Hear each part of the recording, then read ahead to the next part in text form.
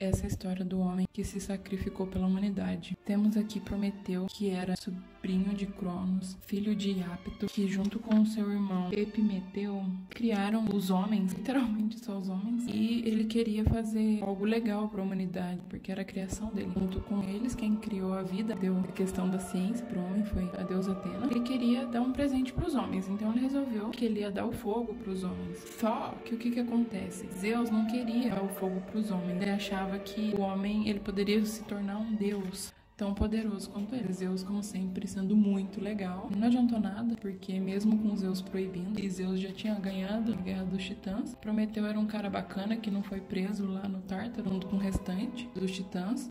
Então, por isso que ele ficou lá no meio dos deuses. Então, ele meio que quebra ali a confiança de Zeus, mas ele faz um sacrifício. Até porque Prometeu significa aquele que tem antivisão. Ele sabia das consequências. Era uma causa. Ele sabia que ele ia receber tal castigo. Zeus ficou muito irado porque Prometeu tinha dado fogo aos homens e ficou com esse medo desse poder que os homens poderiam ter. E aí, o que ele fez? Um dilúvio. Mandou chover de noite. Zeus, deus do trovão, das nuvens da tempestade, chuva, 9 dias, 9 noites. Como Prometeu tinha visão do futuro, ele falou pro seu filho, Deucalion, e a sua esposa Pirra. Nessa época já tinha sido inventada a mulher, mas a gente vai ver mais pra frente. Eles fizeram uma arca. Quando cessou a chuva, Deucalion e Pirra resolveram usar o fogo para fazer uma oferenda a Zeus. Aí Zeus observou, nossa, os homens eles usam o fogo para fazer oferenda pra gente. Então ele viu que o fogo não ia ser uma coisa assim maléfica, totalmente para o ser humano. O ser humano vai ficar totalmente insubmisso aos deuses. Ele poderia fazer dessa forma. Então,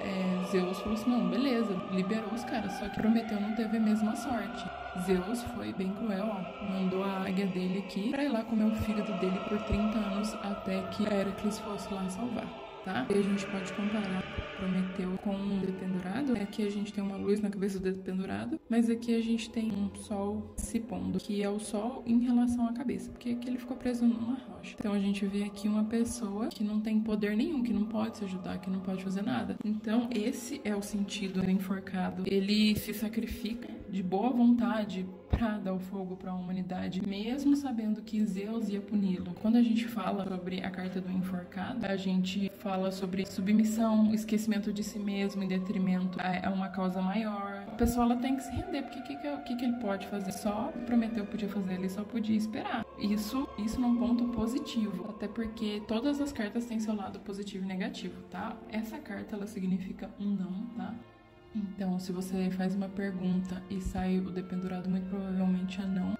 Não necessariamente que é um não pra sempre, mas é um não que vai demorar. Você tá em determinada situação que você não pode mudar. Se você, por exemplo, você quer passar num concurso, você tem que parar de sair, você vai ter que ficar estudando, se sacrificando. Ou então você tem que trabalhar muitas horas para alimentar o seu filho. Ele fala muito sobre sofrimento. Ele pode ser comparado até a Jesus Cristo, que se entregou à dor, ao sofrimento que Jesus passou em relação à salvação do ser humano, que é mais ou menos o que Prometeu fez, só que em outro contexto aqui. E também a mãe, uma mãe que sacrifica a sua vida ao seu filho. Outra coisa que ele pode denotar é depressão, tá?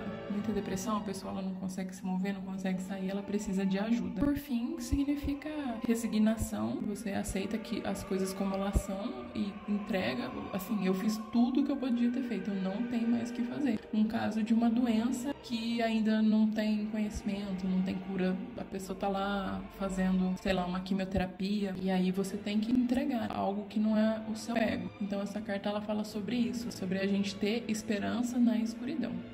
É isso, pessoal. Espero que vocês tenham gostado. Qualquer dúvida, deixa aqui nos comentários. Curte e compartilha pra mim.